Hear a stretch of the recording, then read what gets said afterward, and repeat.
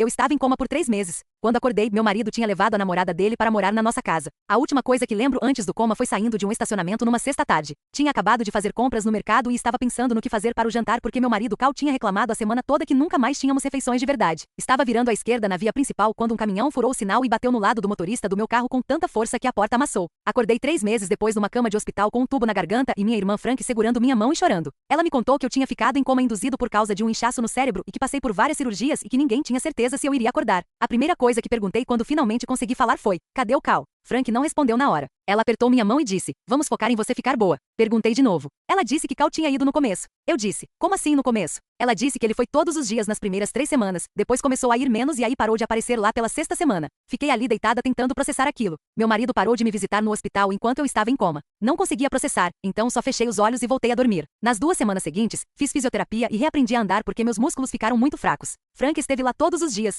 Ela trouxe roupas do apartamento dela porque disse que não queria ir na minha casa pegar as minhas. Perguntei por quê. Ela ficava mudando de assunto. Meus pais vieram e minha mãe ficou numa semana num hotel perto para ficar por perto, e ela também não queria falar sobre Cal. Liguei para ele do telefone do hospital. Ele atendeu na 4ª vez que tocou e disse: oi, como se fosse uma terça-feira normal. Eu disse: acordei. Ele disse: a Frank me contou. Eu disse: você não veio aqui. Ele disse: as coisas ficaram complicadas. Perguntei o que isso queria dizer. Ele disse que viria me ver logo e que a gente conversaria. Ele apareceu 2 dias depois e trouxe flores como se aquilo fosse consertar alguma coisa. Sentou na cadeira ao lado da minha cama e olhou mais para o chão do que para mim. Perguntei por que ele parou de vir. Ele disse que era difícil me ver daquele jeito e que os médicos disseram que tinha chance de eu não acordar e ele precisava começar a pensar na vida dele. Eu disse que estava em coma, Cal, eu não estava morta. Ele disse que sabia. Aí disse que a gente devia conversar sobre as coisas quando eu chegasse em casa. Perguntei que coisas. Ele disse: coisas. Ficou 20 minutos e foi embora. Frank me levou para casa numa quarta-feira de manhã, umas 5 semanas depois que acordei. Eu ainda estava fraca, usando uma bengala e tinha uma agenda de acompanhamento com 3 médicos diferentes. Quando entramos na garagem, tinha um carro estacionado atrás do Cal que eu não reconheci. Perguntei a Frank de quem era aquele carro. Ela engatou a marcha de estacionamento, virou para mim e disse: é por isso que eu não quis pegar suas roupas.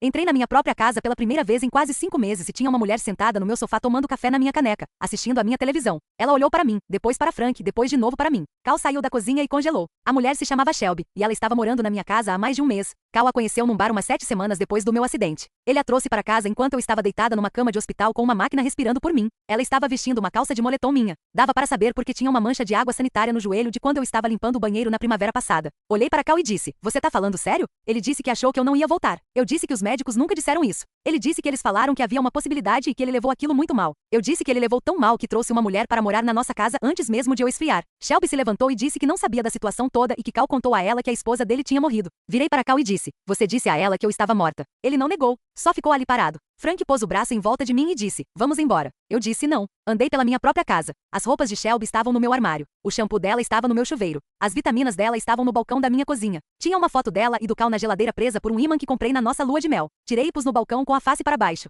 Fui para o quarto. Os lençóis eram diferentes. Os travesseiros eram diferentes. Minha mesa de cabeceira tinha sido esvaziada e tinha um carregador de celular e um livro que eu não reconhecia no lugar. Abri a gaveta e minhas coisas tinham sumido. Voltei para a sala e disse a Cal que queria ela fora da minha casa até eu voltar. Ele disse que não era tão simples assim. Eu ri. Eu disse: você tem 24 horas para tirar ela da minha casa ou eu chamo a polícia para remover ela como invasora. Cal abriu a boca para dizer alguma coisa sobre como Shelby não tinha para onde ir, mas Frank cortou ele antes que pudesse terminar. Ela disse que isso não era mais problema meu. Peguei minha bolsa de onde tinha largado perto da porta e voltei para fora. Minha perna estava tremendo de ficar de pé tempo demais e tive que apertar a bengala mais do que queria. Frank me seguiu até o carro dela e me ajudou a sentar no banco do passageiro. Ela me levou para o apartamento dela do outro lado da cidade sem dizer nada. Fiquei olhando pela janela vendo as ruas passarem e tentei processar o que tinha acabado de ver na minha própria casa. Quando chegamos no apartamento dela, ela arrumou o sofá para mim com lençóis e cobertores e disse para eu dormir o quanto precisasse. Deitei completamente vestida, fechei os olhos e não acordei por 14 horas seguidas. Meu corpo simplesmente desistiu de tudo. Quando finalmente abri os olhos de novo, era na manhã seguinte e Frank estava sentada à mesa da cozinha com o laptop aberto e um bloco de notas cheio de anotações.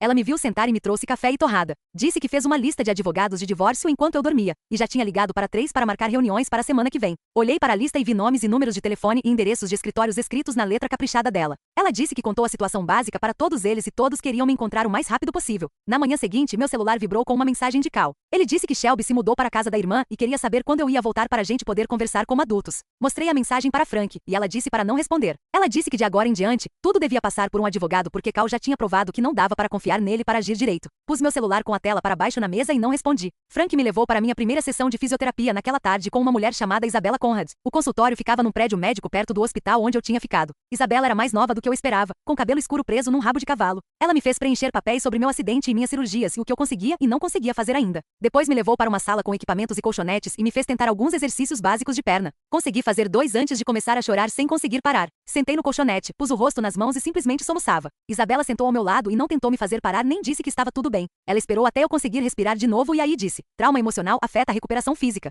Ela disse que a gente precisava ajustar meu plano de tratamento para considerar tudo o que eu estava lidando além das lesões do acidente. Ela me deu exercícios mais fáceis para começar e disse que íamos progredir devagar. 2 dias depois, me encontrei com Maria no escritório dela no centro. Frank a encontrou online e disse que era uma advogada de divórcio que lidava com casos envolvendo fraude e gente que tratava o cônjuge de forma terrível. O escritório ficava no 3º andar de um prédio antigo com assoalho de madeira que rangia. Maria tinha uns 40 anos, com fios grisalhos no cabelo preto e óculos que ficavam baixos no nariz. Ela apertou minha mão e me fez sentar numa cadeira de couro em frente à mesa dela. Contei tudo, desde o acidente até acordar e encontrar Shelby na minha casa vestindo minhas roupas. Ela fez anotações num bloco amarelo e não me interrompeu uma vez. Quando terminei, ela olhou para cima e disse que as ações do Cal durante meu coma podiam impactar significativamente como os bens seriam divididos e se eu receberia pensão alimentícia. Ela disse que o que ele fez foi abandono e possivelmente fraude, dependendo do que mais a gente descobrisse. Ela me perguntou sobre nossas finanças e o que tínhamos juntos. Contei sobre a casa, nossa conta conjunta e as contas de aposentadoria que o Cal sempre cuidou. Ela anotou tudo e disse que precisava de cópias de todos os nossos registros financeiros o mais rápido possível. Tentei acessar nossa conta conjunta naquela noite pelo laptop da Frank, mas a senha não funcionou. Tentei 3 senhas diferentes que achei que o Cal podia ter usado e fui bloqueada. Liguei para Maria na manhã seguinte e ela disse que eu precisava ir ao banco pessoalmente com minha identidade e certidão de casamento para provar que eu era titular da conta. Frank me levou até a agência perto da nossa casa na tarde seguinte.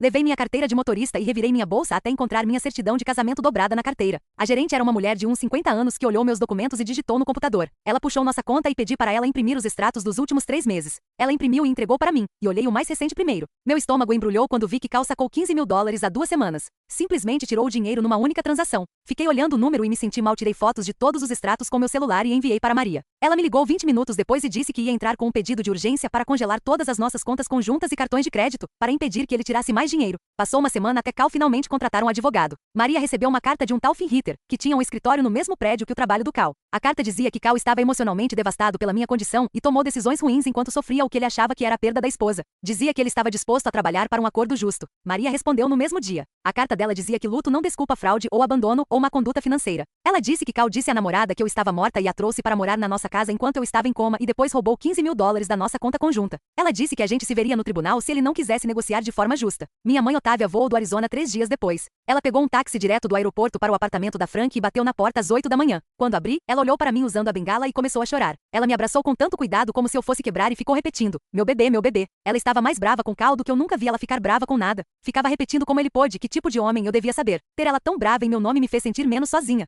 Ela ficou no sofá da Frank e fez sopa para mim e me trouxe chá e ficou comigo durante o dia enquanto Frank estava no trabalho. Tive uma consulta de acompanhamento com meu médico do cérebro na semana seguinte. Ele checou meus reflexos e me fez perguntas e olhou meu prontuário. Depois mediu minha pressão e franziu a testa. Disse que estava mais alta do que devia e perguntou se eu estava me sentindo estressada. Quase ri. Ele disse que meu corpo ainda estava se curando de um trauma grave e que adicionar esse estresse emocional estava afetando minha recuperação. Ele anotou o nome de uma terapeuta que trabalhava com pessoas lidando com trauma e disse que eu devia ligar para ela. Depois me receitou remédio para me ajudar a dormir a noite toda porque eu contei que ficava acordando às 3 da manhã e não conseguia voltar a dormir. Ele disse que meu cérebro precisava de descanso para terminar de se curar e que agora eu não estava dormindo o suficiente. Preenchi os papéis que Maria me deu sobre nossas finanças e percebi que não conseguia responder metade das perguntas. Cal sempre cuidava do dinheiro e eu só confiava nele. Eu sabia que tínhamos uma conta conjunta e sabia que ambos depositávamos dinheiro dos nossos salários, mas não sabia o que mais existia. Maria olhou meus formulários meio preenchidos e perguntou se Cal administrava contas de aposentadoria ou investimentos. Eu disse que provavelmente, mas não tinha certeza. Ela anotou alguma coisa e disse que queria trazer alguém que pudesse olhar tudo direito. 2 dias depois, conheci Gray Miller no escritório da Maria. Ele era mais novo do que eu esperava e usava uma camisa abotoada com as mangas arregaçadas. Apertou minha mão e sentou em frente a mim com um bloco amarelo. Ele pediu números de conta e eu dei o que tinha. Perguntou sobre o empregador do Cal e se tínhamos alguma propriedade além da casa. Respondi o que pude. Ele disse que precisava que eu assinasse alguns formulários para que ele pudesse solicitar registros de bancos e empresas de investimento. Assinei tudo que ele pôs na minha frente. Gray me ligou uma semana depois e perguntou se eu podia ir ao escritório da Maria naquela tarde. Peguei o ônibus porque ainda não estava liberada para dirigir e cheguei lá às 14 horas. Gray tinha papéis espalhados pela mesa de conferência. Ele apontou para um extrato bancário de uma conta que eu nunca tinha visto. Cal abriu essa conta 8 semanas depois do meu acidente. Todos os salários desde então foram para essa conta em vez da nossa conjunta. Fiquei olhando os números e me senti mal de novo. Gray me mostrou mais extratos. Cal tinha transferido dinheiro sistematicamente, tirando de contas que eu podia acessar e colocando em algum lugar onde eu não podia mexer. Ele fez isso enquanto eu estava inconsciente numa cama de hospital. Maria fez cópias de tudo e disse que usaríamos isso no processo de divórcio. Naquela noite recebi uma mensagem no Facebook de Shelby. Dizia só que ela precisava conversar comigo sobre algo importante e se poderíamos nos encontrar para um café. Mostrei para Frank e ela disse que absolutamente não. Mostrei para Maria no dia seguinte e ela disse que era má ideia ter qualquer contato com Shelby sem documentação. Mas eu fiquei pensando nisso. Queria saber o que ela podia precisar me contar. Respondi a mensagem 3 dias depois e disse que me encontraria com ela, mas só num lugar público. Escolhemos uma cafeteria a meio caminho entre o apartamento da Frank e minha antiga casa. Fiz Frank me levar e esperar no carro. Shelby já estava sentada numa mesa no canto quando entrei. Ela estava péssima, os olhos vermelhos e sem maquiagem e o cabelo preso num rabo de cavalo desgrenhado. Sentei em frente a ela e não disse nada. Ela começou a falar imediatamente. Disse que Cal contou a ela que eu não tinha família e que ele tinha ficado sozinho por meses antes de conhecer ela. Disse que foi por isso que acreditou nele quando ele disse que eu tinha morrido. Disse que se soubesse que eu tinha uma irmã que vinha me visitar todos os dias, ela teria feito mais perguntas. Perguntei por que ela queria me contar isso agora. Ela olhou para baixo para a xícara de café e as mãos dela estavam tremendo. Ela disse que estava grávida. As palavras me atingiram tão forte que não consegui respirar por um segundo. Ela continuou falando. Disse que ia ficar com o bebê, mas terminou com Cal há 2 semanas. Disse que percebeu que ele era um mentiroso que abandonou a esposa em coma e que ela ficou com medo de ter um filho com alguém assim. Ela perguntou se eu achava que ele seria um bom pai. Não soube o que dizer. Levantei e fui embora sem responder. Frank viu meu rosto quando voltei para o carro e perguntou o que aconteceu. Contei a ela e ela só dirigiu sem dizer nada. Na minha próxima sessão de fisioterapia, Isabela me fez andar o comprimento da sala sem a bengala. Consegui ir e voltar. Ela sorriu e disse que eu não precisava mais da bengala para distâncias curtas. Foi a primeira coisa boa que aconteceu em semanas. Meu corpo estava realmente melhorando, mesmo tudo mais estando desmoronando. Gray terminou sua análise completa 2 semanas depois. Ele encontrou algo que fez Maria pegar o telefone e ligar para alguém na hora.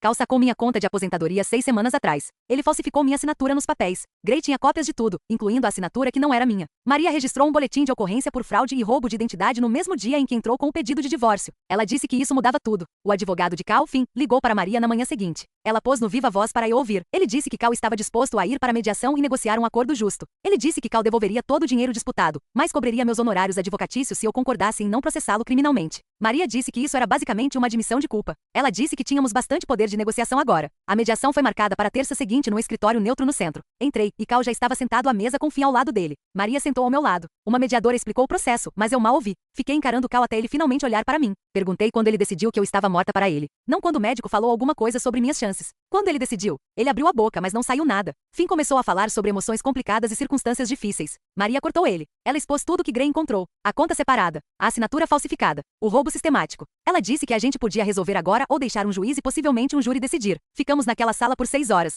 Os papéis do divórcio ficaram na mesa da Maria 4 meses depois que acordei do coma. Ela os deslizou para mim com uma caneta e assinei cada página sem ler porque já sabia o que diziam. Cal ficou com a casa, mas me pagou metade do valor que ela valia. Ele devolveu cada dólar que roubou das nossas contas. Cobriu todas as minhas contas médicas e cada centavo que gastei com advogados e contadores. Tudo que ele fez foi escrito em documentos legais que existiriam para sempre. Olhei para minha assinatura na última página e não senti nada além de um alívio cansado de que tinha acabado. Maria apertou minha mão e disse para ligar se precisasse de algo. Meu médico do cérebro tinha me liberado para dirigir de novo na semana anterior, então saí do escritório dela. Entrei no meu carro e dirigi até o banco para depositar o cheque do acordo. O valor era suficiente para começar de novo em algum lugar novo. Passei a semana seguinte olhando apartamentos online com Frank sentada ao meu lado no sofá dela. Encontramos um lugar pequeno de 2 quartos do outro lado da cidade com janelas grandes e uma cozinha que pegava sol de manhã. O proprietário aprovou meu pedido no mesmo dia em que entreguei. Me mudei 2 semanas depois com nada além das roupas que Frank comprou para mim e algumas coisas que minha mãe mandou do Arizona. O apartamento estava vazio e silencioso e completamente meu. Comprei uma cama numa loja de móveis e dormi nela na primeira noite sem lençóis porque esqueci de comprar. Frank veio no fim de semana seguinte com amostras de tinta e passamos 3 horas olhando diferentes tons de azul antes de escolher um chamado Bruma do Oceano.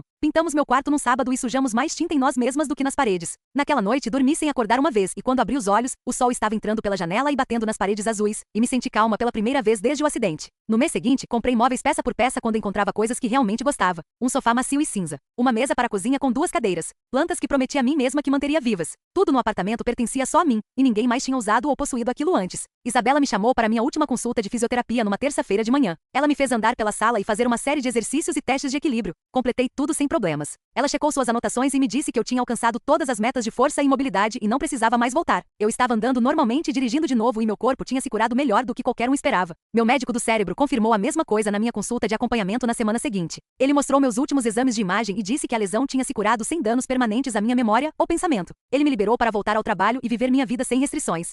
6 meses depois de acordar do coma, comecei um trabalho de meio período numa livraria no centro. A gerente me contratou depois de uma breve entrevista onde eu disse que precisava de algo novo e ela disse que entendia sem fazer perguntas. Trabalhava 3 dias por semana organizando livros nas prateleiras e ajudando clientes e aprendendo como funcionava o sistema de caixa. O trabalho era fácil e tranquilo, e eu realmente ansiava por ir. Aluguei meu apartamento e pagava minhas contas e comprava minhas próprias compras e cozinhava refeições que eu queria comer. Minha vida era pequena e simples e inteiramente minha, em vez de metade de alguém. Frank me mandou uma mensagem numa tarde dizendo que Shelby postou nas redes sociais que ia ter o bebê no mês seguinte. Olhei a mensagem e não senti nada, exceto talvez um pouco de pena da criança. Cal e Shelby estavam tendo o bebê deles e construindo a vida que estavam construindo, e eu genuinamente não me importava mais. Aprendi que era mais forte do que jamais soube que podia ser, quando precisei ser.